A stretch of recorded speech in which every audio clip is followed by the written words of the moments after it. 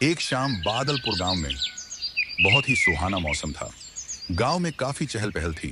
शाम के समय अब जानवर और सभी पशु पक्षी अपने अपने घर और आशियानाओं में जा रहे हैं। और गांव के बाहर एक स्टैंड में चाय की दुकान है, जहां पर लोग एक ही बैठ जाते हैं, शाम की टाइम बातें करते हैं और चाय पीते हैं।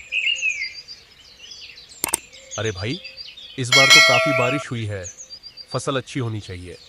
हाँ भैया, होनी तो चाहिए।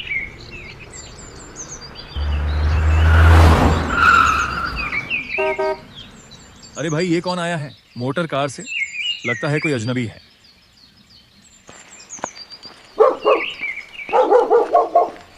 भाई साहब, वो श्याम लाल का घर का पता बताओगे जरा? मैं नया हूं इस गांव में और अब यहीं रहूंगा। भाई क्या कहा? श्याम लाल का घर? ये जो रास्ता देख रहे हो, सीधे जाते जाओ और बिल्कुल आखिरी में एक कुआं आएगा। खेत के अंदर वहीं है श्याम लाल का घर। अच्छा भैया, धन्यवाद। अब मैं चलता हूँ, अब तो यहीं रहना है। आके मिलता हूँ फिर।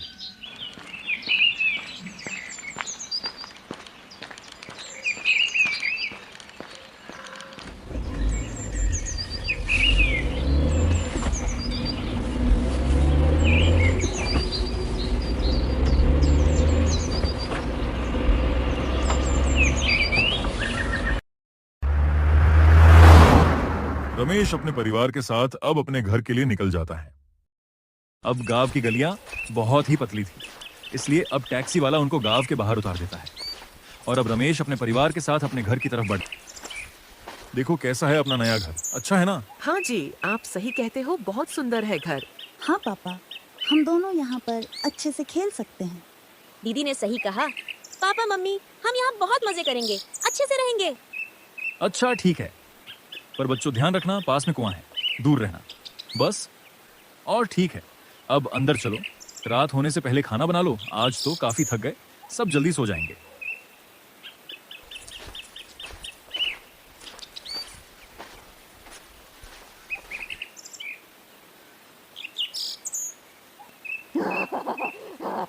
आज तो बहुत थक गए सब लोग।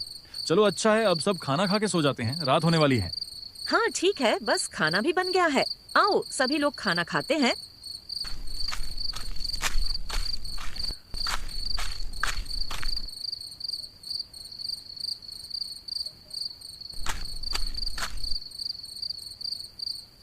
सभी लोग खाना खा के सोने की तैयारी करते हैं।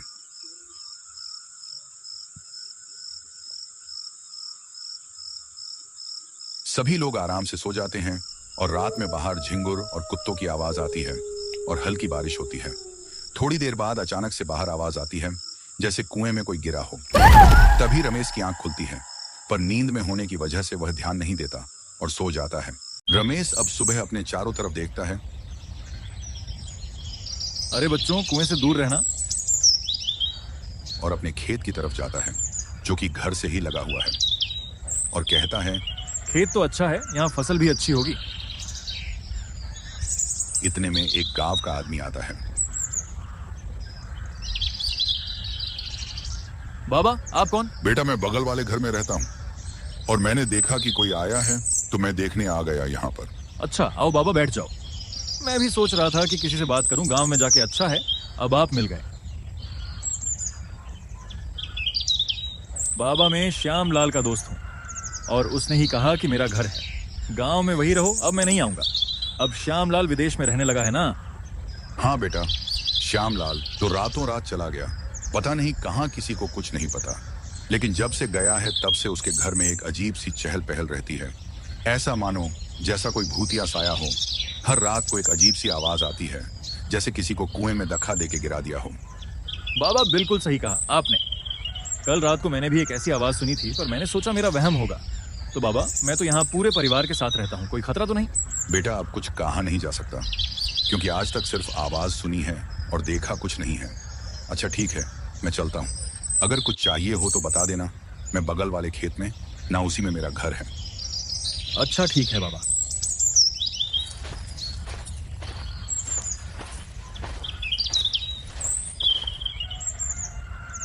अब रमेश को थोड़ा सा डर लगता है। वह बच्चों को बुलाता है, बच्चों आ जाओ जल्दी अंदर। और उसकी पत्नी अंदर होती है।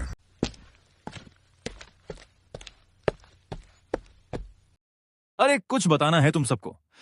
कल रात को करीब आधी रात को मैंने एक आवाज सुनी जैसे कोई कुएं में गिर गया हो, और आज गांव के बाबा आए थे। अभी बाहर काफी देर तक बात की और बताया जब से मेरा दोस्त श्यामलाल गया है तब से कुछ है इस घर में। और ये भी बताया कि रोज रात को कुछ गिरने की आवाज आती है, पर मुझे कुछ समझ नहीं आया। अच्छा ऐसा है क्या यहाँ पर? तभी कुछ अजीब सा लगता है यहाँ।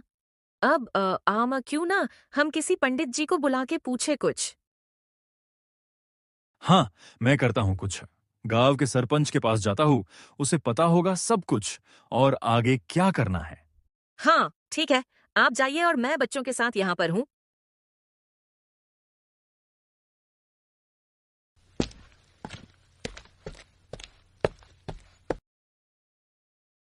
अब रमेश सरपंच जी के घर के लिए जाता है।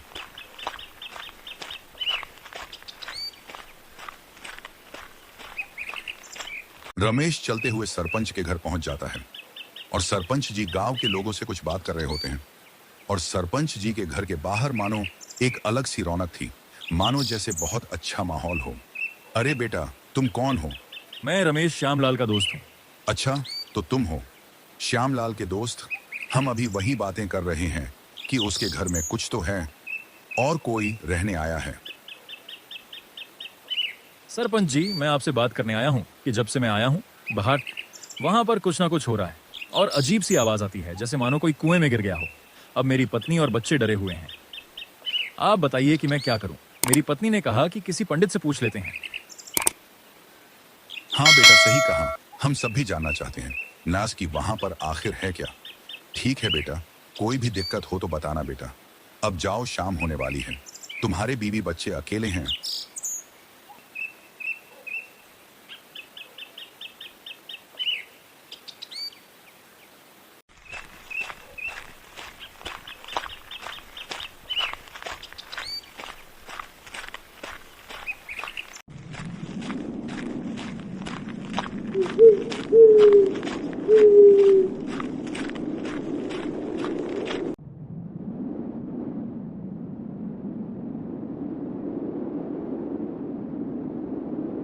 आगे आप क्या कहा सरपंच जी ने?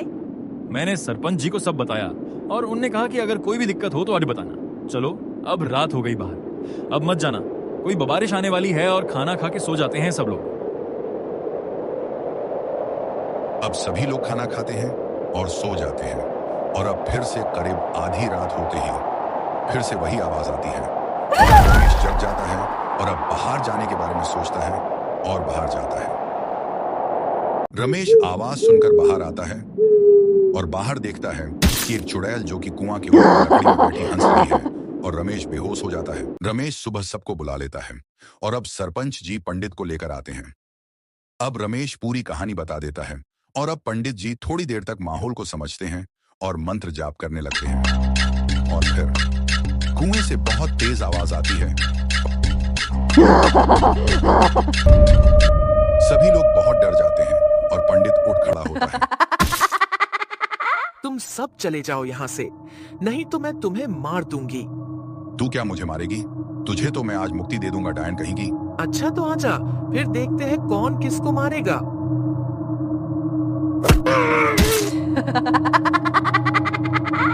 मुझे मुक्ति देने आए थे, खुद ही मुक्त हो गया।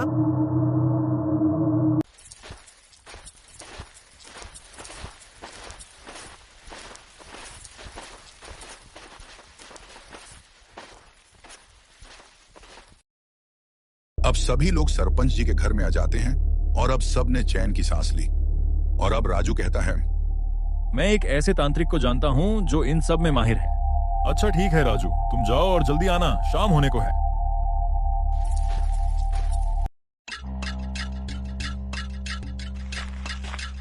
अब राजू उस तांत्रिक को लेने जाता है।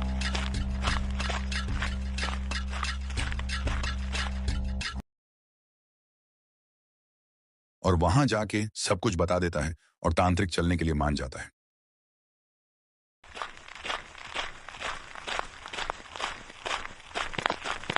अब राजू सभी लोगों के साथ उस कुआं के पास जाता है और अब इस बार बच्चे सरपंच जी के घर में हैं, क्योंकि उन्हें भूत से डर लगता है। और अब तांत्रिक अपनी पूजा पाठ शुरू करने से पहले आग जलाता है। अब सभी लोग अपने हाथ नीचे रखना और पीछे रहना, पास मत आना। और फिर तांत्रिक अपनी पूजा शुरू करता है और मंत्र का जाप करता है।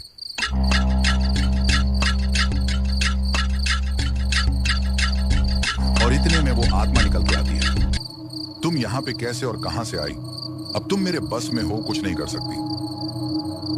मैं यहाँ पर बहुत सालों से हूँ। मैं एक दिन पानी भरने आई, तब मैं गिर गई और मुझे कोई भी नहीं ढूंढ पाया और मैं यहीं पर मर गई। मेरी हड्डियां यहीं पर है। अगर तुम इस हड्डियों को नदी में डाल दो तो मुझे मुक्ति मिल जाएगी।